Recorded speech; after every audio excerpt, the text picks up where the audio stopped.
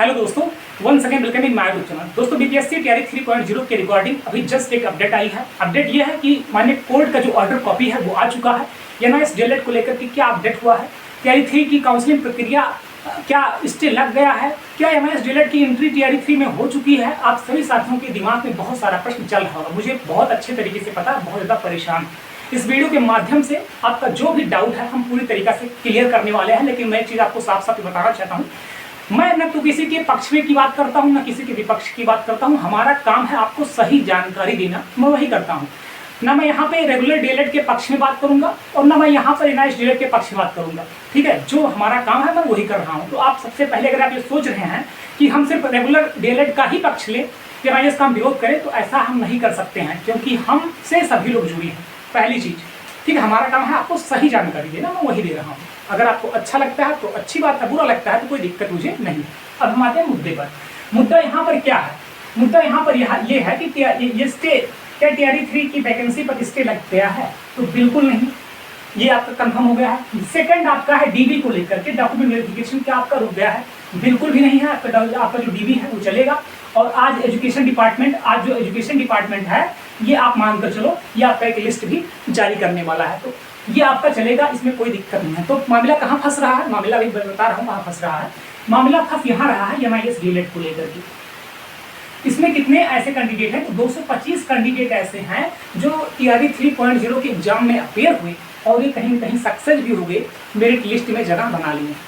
अब ये क्या किए हैं? तो इन्हीं को डीबी प्रक्रिया में पार्टिसिपेट करने को बात कही गई है, जो अभी ऑर्डर कॉपी आया है। अब प्रश्न ये उठता है कि जब जज महोदय ने इनको पार्टिसिपेट करने के लिए इनको कहा है, तो क्या जज महोदय ने नोटिफिकेशन को नहीं देखा होगा? नोटिफिकेशन में साफ साफ मेंशन था कि एनआईएस डीएलएड यहाँ पर अपात्र है, एनआईएस डीएलएड इस वैकेंसी में के लिए एलिजिबल ही नहीं है, ये 18 महीने का कोर्स है। तो ये लोग फिर भैया कैसे ये लोग फॉर्म को फिल कर दिए?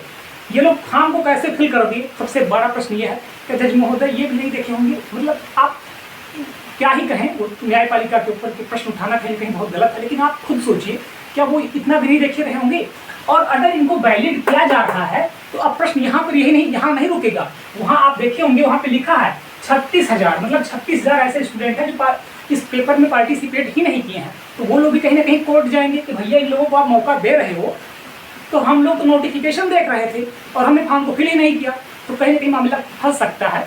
इसलिए अब इस पर क्या किया जाना चाहिए, मैं आपको ये बताना चाहता हूँ। इस पर क्या यही जाना चाहिए, इस पर जो बिहार सरकार है, कहीं ना कहीं उनको अपना सही तरीके से अपना एक वकील रखना चाहिए, और जो रेगुलर डीएलएड है उनको भी एक सही तरीके से अच्छा वकील रख करके माने कोर्ट में अपनी चीज़ों को वहाँ पे रखना चाहिए। 21 जनवरी को मैं आपको बताना चाहता हूँ, 21 जनवरी को केस लगा हुआ है। 21 जनवरी को केस लगा हुआ है। अगर सही तरीके से बिहार सरकार अपने वकील को रखती है, जो रेगुलर डीएलएड है वो अपनी बात को अपने अच्छा वकील हायर करके चीज़ों को अगर रखते हैं, तो आप ये मान कर चलें जो 225 लोग हैं, ये भी कहीं ना कहीं मुझे पूरा अनुमान है ये बाहर हो जाएंगे। अगर ये बाहर नहीं होते हैं तो ये मामला फंस सकता है, और फंस कैसे सकता है? क्योंकि जब अगर इनकी एंट्री होगी तो जो लोग एनआईएस डीएलएड है, बात समझिएगा, जो लोग एनआईएस डीएलएड है ना, ये लोग भी कोर्ट का कहीं कभी ना कभी सहारा जरूर लेंगे। इसलिए लेंगे तो तैयारी 3 में भैया हमको काहे नहीं मौका मिला, जब इन लोगों को मौका मिल गया है। बात तो समझिएगा। अब यहाँ पे कुछ लोग अभी उल्टा पलटा कमेंट करने लगेंगे, तो मुझे इससे फर्क नहीं पड़ता है। मेरा काम है आपको सही जानकारी देना, ठीक है। आप सभी साथियों से हमारा रिक्वेस्ट है, अगर टेलीग्राम से आप नहीं जुड़े हैं तो आप हमारे टेलीग्राम चैनल से जरूर जुड़े हैं। और कहीं कहीं सोचने वाली बात यह है मेरे भाई, आप सोचिए, जो हमारा न्यायपालिका है तैयारी 1 की अगर हम बात करें, अगर हम बीपीएससी तैयारी 1 की बात करें, तो जब ये नोटिफिकेशन आता है तब एनआईएस डीएलएड को, तब यहाँ पे एनआईएस डीएलएड को क्या किया जाता है? वैलिड किया जाता है। आप चीज़ों को समझिएगा। जब तैयारी 1 का रिजल्ट आता है तब एनआईएस डीएलएड वैलिड रहता है। जब तैयारी 1.0 का सप्लीमेंट्री रिजल्ट आता है तब एनआईएस डीएलएड क्या हो जाता है? तब एनआईएस डीएलएड इनवैलिड हो जाता है। सोचिए बात, तब एनआईएस डीएलएड इनवैलिड हो जाता है। और अब क्या हो रहा है? तो फिर एनआईएस डीएलएड को क्या कर दिया जा रहा है? तो वैलिड कर दिया जा रहा है। मतलब ये मजाक चल रहा है भाई, एक बार वैलिड कर रहे हो, एक बार अनवैलिड कर रहे हो। आप खुद नहीं समझ पा रहे हो कि वैलिड करना है कि इनवैलिड करना है। कहीं ना कहीं अभ्यर्थियों को गुमराह किया जा रहा है। तो जज महोदय से हमारा रिक्वेस्ट है, हालांकि वो तो वीडियो ये तो हमारा उन तक पहुँचेगा नहीं, लेकिन कम से कम सही जानकारी सही तरीके से आपको रखना चाहिए कि एक बार आप या तो वैलिड इनको कर दीजिए या फिर इनको आप उठा करके इनवैलिड कर दीजिए। और हमारे समझ में एक चीज़ ये भी नहीं आ रहा है, आप लोग भी सोचिए मेरे भाई, कि आप सोचिए 18 महीने का जो कोर्स है, ये 18 महीने का कोर्स है, इन लोगों को तुरंत वैलिड कर दिया जा रहा है इसमें, जबकि तैयारी 3 में ये कहा गया है कि इसमें ये आपात्र है, जबकि तैयारी 3 में कहा जा रहा है कि इसमें ये आपात्र है, तो इनको किस आधार पर वैलिड किया जा रहा है?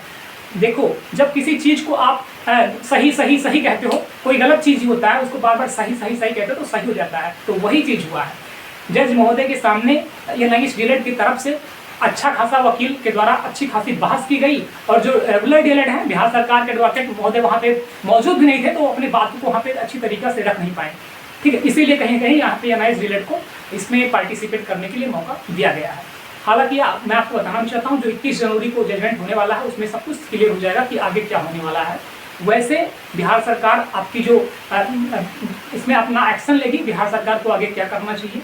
ठीक है, अब आप ये कंफर्म हो जाएगा कि आपका जो काउंसलिंग प्रक्रिया है उसके लिए अगर आज में जो नोटिस आने वाली है, अगर आ जाती है तो बहुत अच्छी चीज़ है, नहीं तो कहीं ना कहीं मामला थोड़ा बहुत डिले भी हो सकता है। आप इस पर क्या सोचते हैं, एक बार कमेंट करके आप जरूर करिए। Thank you so much, all the best.